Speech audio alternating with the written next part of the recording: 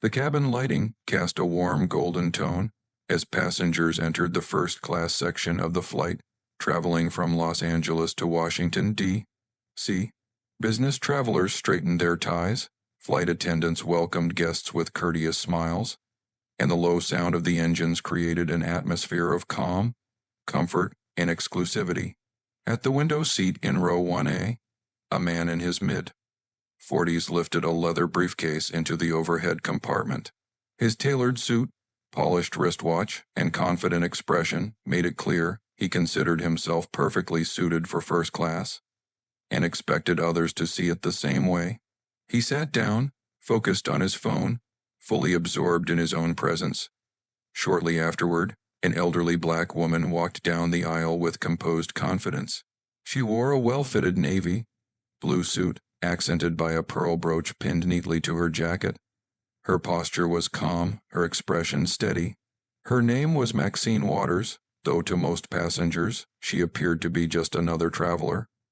When she stopped at the seat next to him, the man glanced up. His neutral expression quickly shifted to visible annoyance as she placed her carry-on bag overhead. "Excuse me," he said firmly, signaling to a nearby flight attendant. "There must be some confusion. This area is reserved for first-class passengers." The flight attendant paused briefly, then responded politely, "Yes, sir, that is correct. Mrs. Waters is assigned to seat 1B. The man looked surprised. "You're certain she's seated in first class?" Maxine Waters offered a calm, controlled smile. "Yes," she replied quietly, fastening her seatbelt as she settled in beside him. With a dismissive expression, the man turned away, muttering something under his breath. He failed to notice the brief looks exchanged among nearby passengers, or the subtle smile from the flight attendant, who recognized exactly who Maxine Waters was. As the aircraft prepared for takeoff, the man leaned back in his seat, still unconcerned. He remained unaware that the woman beside him, whom he had just questioned, was a highly influential and respected leader in American public life. He believed she did not belong in that space. Soon, he would realize how wrong that assumption was. The aircraft settled into cruising altitude, and the soft chime signaling the seatbelt sign turned off faded quietly. The cabin carried a light scent of coffee mixed with cologne, while the steady sound of the engines set a smooth, even pace. The atmosphere felt calm, though it wouldn't remain that way for long. The man in the tailored suit appeared restless. Each small movement Maxine made beside him seemed to bother him. When she reached for a magazine from the seat pocket, he released an exaggerated sigh. When she adjusted her reading glasses, he let out a low groan, as if his comfort had been disrupted. Eventually, he pressed the call button. A young flight attendant approached with a courteous smile. "Yes, sir, how may I assist you?" He leaned slightly closer, lowering his voice to appear respectful, though a sharp tone remained. "I believe there may be an issue," he said, glancing toward Maxine. "I paid for first class, and I just want to confirm that everything is in order." The attendant paused, choosing her words carefully. "Yes, sir, everything is correct. Ms. Waters is assigned to seat 1B exactly as listed." The man's expression tightened. "I'm simply saying," he continued, speaking louder now, "this section has certain expectations. You understand what I mean?" Other passengers began paying attention. A woman across the aisle lifted her eyes from her tablet. A man seated ahead subtly leaned back to hear more clearly. Maxine remained silent. She calmly turned a page in her book, the light reflecting off the pearl bracelet on her wrist. The attendant's smile softened but grew firmer. "Sir," she said politely, "Ms. Waters is a respected passenger. If you'd like to review your seating arrangement, I can speak with the captain." The mention of the captain caused the man to hesitate. He straightened his jacket and forced a brief smile. "No, that won't be necessary. I was just asking." The attendant nodded, then turned to Maxine with clear warmth. "May I bring you something to drink, ma'am?" Maxine looked up, her voice composed. "Tea would be lovely, thank you." The man muttered quietly, "Unbelievable." As the attendant walked away, Nearby passengers exchanged looks. Some shook their heads. A young woman seated a few rows back discreetly pulled out her phone. Not to record, but to send a message. A guy in first class is being rude to Maxine Waters, and he has no idea who she is. The plane continued smoothly through the sky, yet the tension between seats 1A and 1B was noticeable. A short while later, the man spoke again. "You know," he said casually, his tone filled with confidence. "First class used to stand for something. These days, they let just anyone sit here." Maxine gently closed her book and turned toward him, her gaze steady and composed. "I see," she said quietly. "And what do you believe it stands for?" He paused before answering. "It's meant for people who work hard, people who succeed." "And you assume others don't work hard?" Maxine asked calmly. He laughed lightly, missing the subtle firmness in her voice. "Not everyone, ma'am. Some people are just fortunate." Maxine offered a small, thoughtful smile. "That may be true," she replied, "but often opportunity comes to those who choose to serve." He didn't fully grasp her meaning, yet her certainty unsettled him. He leaned back, pretending to focus on his emails, though his thoughts wandered. Moments later, the flight attendant returned with Maxine's tea, served in fine china with a slice of lemon. As Maxine thanked her, the attendant spoke softly with clear respect. "It's an honor to have you on board, ma'am." The man looked up, puzzled. "Honor?" he repeated. The attendant smiled politely and moved on. His curiosity grew, though his pride stopped him from asking questions. Turning toward the window, he muttered, "Honor must be a frequent flyer thing." Nearby passengers were beginning to connect the dots. Quiet whispers followed. Someone murmured, "That's Congresswoman Maxine Waters. She's been in public service for decades." Maxine sipped her tea calmly, showing no trace of self-importance. The man noticed the glances directed toward her, some respectful, others acknowledging. His confusion deepened as he wondered why the attention had shifted. Then the flight attendant returned with his drink. "Is there anything else I can get for you, sir?" she asked kindly. "Perhaps a little consideration?" Soft laughter spread among nearby passengers. The man's face flushed. Maxine remained silent, facing forward, her posture steady and dignified. In that quiet moment, the man felt the weight of his own behavior. For the first time since boarding, he saw her not as an interruption, but as a fellow passenger deserving respect. The engines continued their steady hum as clouds drifted past the windows. Somewhere between Los Angeles and Washington, the certainty behind his arrogance began to fade. The steady hum of the engines filled the cabin as the aircraft moved smoothly above the clouds. For most passengers, it was a typical first-class flight. Quiet, comfortable, and routine. For the man seated next to Maxine Waters, however, each passing moment felt increasingly uneasy. He shifted in his seat, tapping his fingers against the armrest. Even the sound of her calm breathing seemed to irritate him. Her composed presence, the way she sipped her tea and turned the pages of her book with steady grace, made him feel unsettled, though he couldn't explain why. "Unbelievable," he muttered again. "Some people just don't know their place." The woman seated in front of him, pretending to rest, opened one eye and frowned. A flight attendant passing by caught the tone of his voice and slowed briefly, glancing back before continuing down the aisle. Maxine remained silent. She had weathered far greater challenges through public service, through life, and in a society that often underestimated her. She had no intention of letting one stranger disturb her calm. Still, the tension lingered. The man noticed occasional glances from nearby passengers, which only fueled his irritation. In his own mind, he felt wronged, not responsible. He tried once more, his voice edged with sarcasm. "You know," he said, turning slightly toward her, "I didn't expect to sit next to someone so down to earth in first class." Maxine slowly looked up from her book. "Down to earth," she repeated evenly. "Yes," he replied with a self-satisfied smile. "People from ordinary backgrounds don't usually sit up here." She tilted her head slightly. "And what kind of background do you think I have?" He hesitated, realizing too late that he had trapped himself. "I'm just saying." He stumbled. "It's uncommon, that's all." Maxine offered a gentle smile. "Perhaps it shouldn't be." Then she returned to her book, closing the exchange with calm authority rather than anger. That simple response quieted him more effectively than any argument. For the first time, a faint sense of embarrassment crept in. Several minutes passed in silence. Lunch service began, carts rolling down the aisle. The scent of roasted chicken and fresh coffee spread through the cabin. Soft conversations filled the space. But between seats 1A and 1B, the quiet spoke volumes.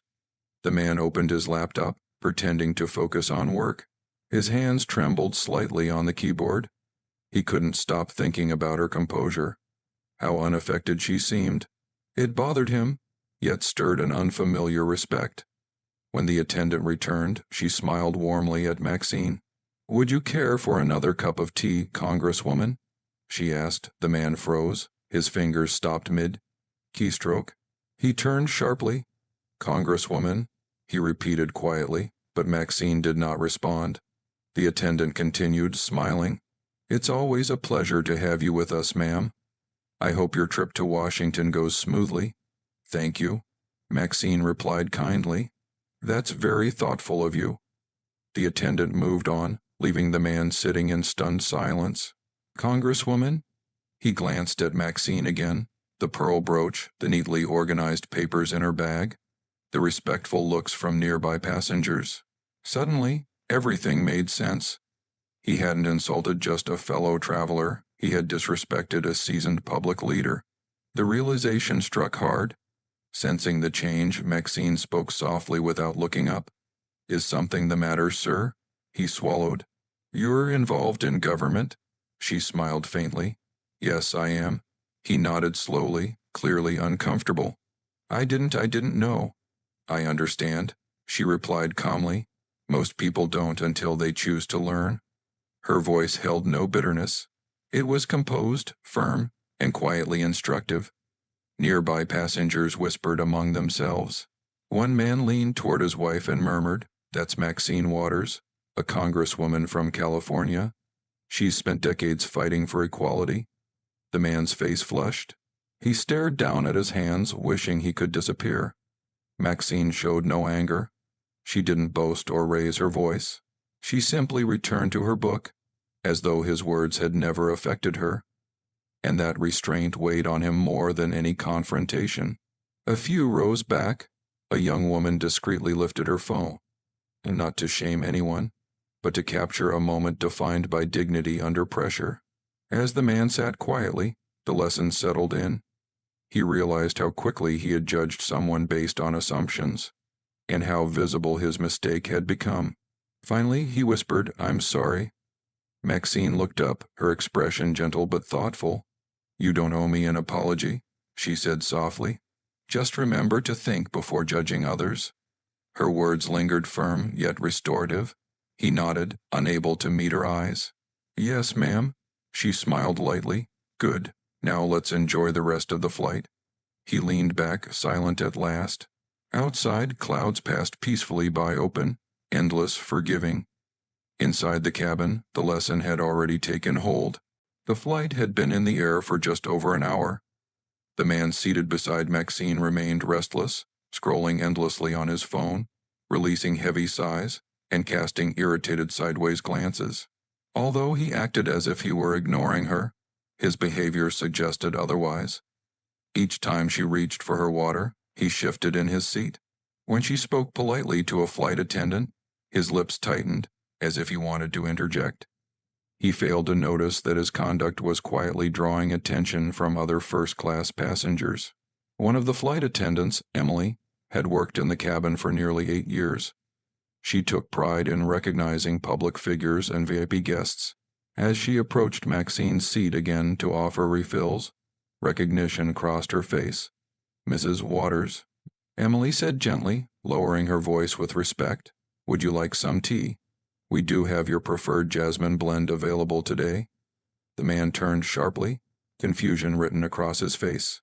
"Wait, did you say Mrs. Waters?" he asked, his brows tightening. Emily smiled professionally. Yes, sir, Congresswoman Maxine Waters. It's a pleasure to have you flying with us. For a brief moment, the cabin seemed to grow still. The man blinked, processing the information slowly. Congresswoman? He repeated, disbelief giving way to visible discomfort.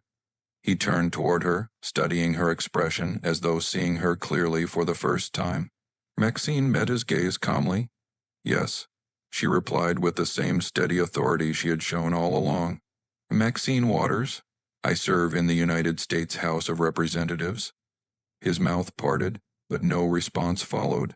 The confidence he had displayed at boarding faded instantly. His earlier arrogance now felt heavy, something he wished he could remove. Emily nodded politely and continued down the aisle. Behind her, quiet murmurs spread through the cabin. A woman several rows back whispered to her husband, "That really is her. I saw her on the news last week." Another passenger discreetly pulled out a phone, pretending to check messages while capturing a quick photo. The man felt warmth rush up his neck. I didn't know," he said, stumbling over his words. "I thought maybe there was a seating issue. Airlines make mistakes sometimes." Maxine tilted her head slightly, a faint smile at the edges of her lips. "You assumed a woman like me couldn't belong in first class?" Her voice wasn't harsh. It was controlled, even generous, yet the question landed heavily. There was no answer that didn't reveal his assumption. He forced an awkward laugh. No, that's not what I meant. I've dealt with seat mix-ups before." Maxine nodded. "That happens," she said. After a brief pause, she added, "But sometimes those moments show us more about ourselves than we expect." He swallowed, fingers tightening around the armrest. His earlier confidence was gone. With nearby murmurs growing louder, he felt exposed. A young man across the aisle leaned forward with a smile. "Congresswoman, my grandmother admires you," he said. "She always says you stand up for people who don't get hurt." Maxine smiled warmly. "Please tell her I'm grateful," she replied. The man beside her glanced around uneasily. More passengers were now watching, some nodding with respect, others whispering quietly, impressed that such a well-known public figure was seated among them. Then came the moment that sealed everything. The captain's voice came over the intercom. "Ladies and gentlemen, we're honored to have Congresswoman Maxine Waters traveling with us today. Thank you for your service, ma'am." A few passengers offered polite applause. Maxine responded with a gracious smile and a slight nod. The man's face drained of color. His earlier comments about who belonged in first class now felt exposed. He leaned closer, lowering his voice. "Mrs. Waters, I truly didn't mean any offense," he said. "I respect what you do." Maxine turned to him, meeting his eyes with calm assurance. "Respect," she said softly, "is shown less by words and more by how we treat people when we think no one is paying attention." He had no response. The steady hum of the engines filled the space between them. Maxine returned to her book, turning the page smoothly. The man sat stiffly, replaying every word he had spoken since boarding. For the first time that flight, his thoughts weren't on his meeting, his watch, or his status. Instead, he reflected on how small his behavior seemed next to someone who never needed to raise her voice to earn respect. Maxine sipped her jasmine tea quietly. The man glanced at her once more, this time without irritation, but with a mix of regret and admiration. He had misjudged her entirely, and now everyone around them knew it. But Maxine wasn't finished. When the man tried to justify himself again, her next words would bring the entire cabin to silence. The applause had faded, yet a quiet tension still hung in the air. The man seated beside Maxine was clearly uneasy. His once relaxed posture had stiffened, his fingers fiddling with his watch as his mind replayed the past hour in uncomfortable detail. He had insulted a congresswoman. Worse, he had done so in public. What troubled him most, however, wasn't her title. It was her composure. She hadn't raised her voice or responded with anger. There was strength in that calm, a kind that made him feel smaller with every passing second. He leaned forward at last, his voice low and uncertain. Mrs. Waters, I want to say again I'm sorry if I came across poorly earlier. Maxine looked up from her book. Her expression was calm, but her eyes reflected experience and clarity. You didn't come across poorly, she said quietly. You behaved poorly. The words landed firmly. I know, he replied quickly. But you have to understand I've had people sit in first class who didn't belong.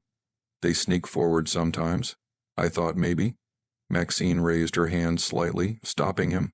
You assumed I didn't belong, she said. Her voice remained soft, but the truth in her words carried weight. He swallowed, searching for a defense. It wasn't personal, he said weakly. It always is, she replied. Anytime someone looks at another person and decides who they are before even speaking to them. The cabin grew quiet again. Even those pretending not to listen found their attention drifting toward the exchange. This seat doesn't determine anyone's value, Maxine continued, closing her book gently.